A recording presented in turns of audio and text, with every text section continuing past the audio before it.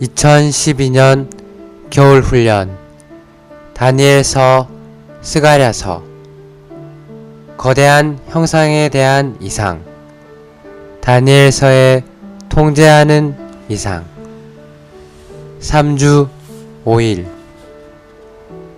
아침의 누림 다니엘서 2장 35절 형상을 친 돌은 태산을 이루어 온 세계에 가득하였나이다.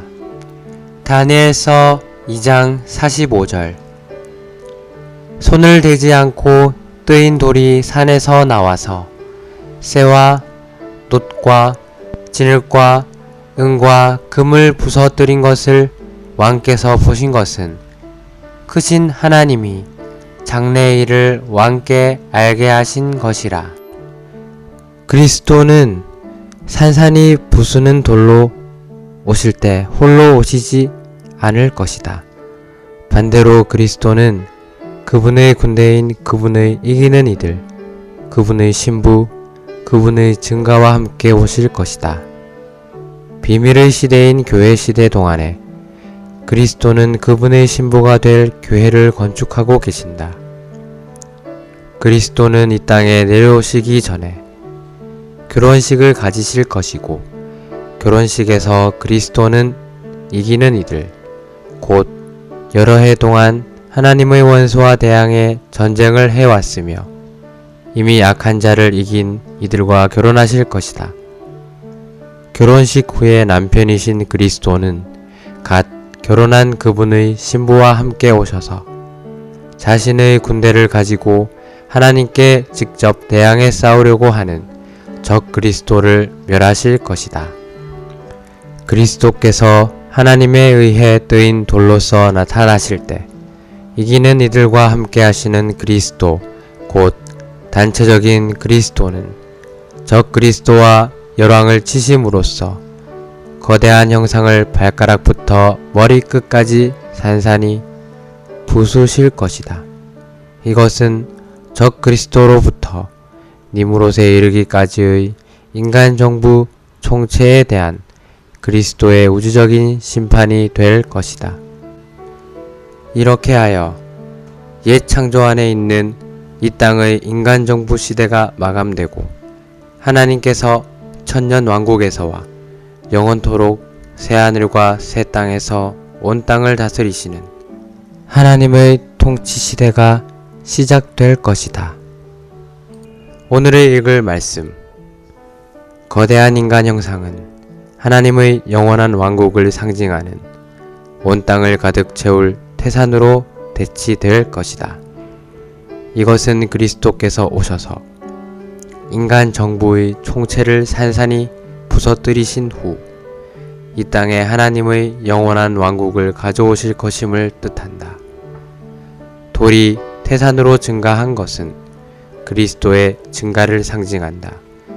그리스도께서 증가하실 수 있다는 사실은 요한복음 3장에 분명히 게시되어 있다. 그리스도를 언급하면서 30절은 그분은 증가하셔야 하고 라고 말한다. 이 구절에서 증가는 29절에서 말한 신부이다. 신부를 얻는 사람은 신랑이지만 그러므로 그리스도는 증가를 가지시며 이 증가는 그분의 신부이다. 하와가 아담의 증가였듯이 신부는 신랑이신 그리스도의 증가이다. 오늘날 교회는 생명 방면에서의 그리스도의 증가이지만 하나님의 영원한 왕국은 행정 방면에서의 그리스도의 증가이다. 생명 방면에서의 그리스도는 증가되시어 교회가 되신다. 행정 방면에서 그리스도는 증가되시어 하나님의 영원한 왕국이 되신다. 따라서 그리스도는 교회이실 뿐 아니라 하나님의 왕국이시다. 교회와 왕국은 모두 그리스도의 증가이다. 마가복음 4장 26절부터 29절까지에 있는 씨의 비유는 어떻게 해서 하나님의 왕국이 그리스도의 증가인지를 계시한다. 26절은 하나님의 왕국은 이와 같습니다. 어떤 사람이 땅에 씨를 뿌리고서 라고 말한다. 이 씨는 신성한 생명의 체현이신 그리스도이다. 비유에 따르면 이 씨는 싹을 내고 자라고 열매 맺고 성숙하며 수확을 가져온다. 그리스도께서 오셔서 그분 자신을 인성이라는 흙 속에 씨로서 뿌리신 때로부터 그분은 자라고 증가해 오셨다. 결국 이 증가는 온 땅을 가득 채워 하나님의 영원한 왕국이 되는 태산이 될 것이다.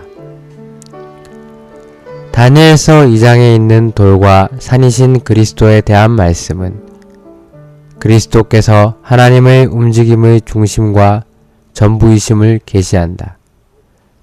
우리는 돌이신 그리스도께서 중심이시며 산이신 그리스도께서 전부이시라고 말할 수 있다. 돌은 중앙이신 그리스도이며 산은 둘레, 곧 전부이신 그리스도이다. 그리스도는 참으로 모든 것을 포함한 분이시다. 그분은 돌이시며 또한 산이시다. 그분은 교회이시며 또한 왕국이시다. 그리스도는 그분의 증가와 함께 온 땅을 가득 채우는 태산이시다. 추가로 읽을 말씀 다니엘 라이프 스타디 4장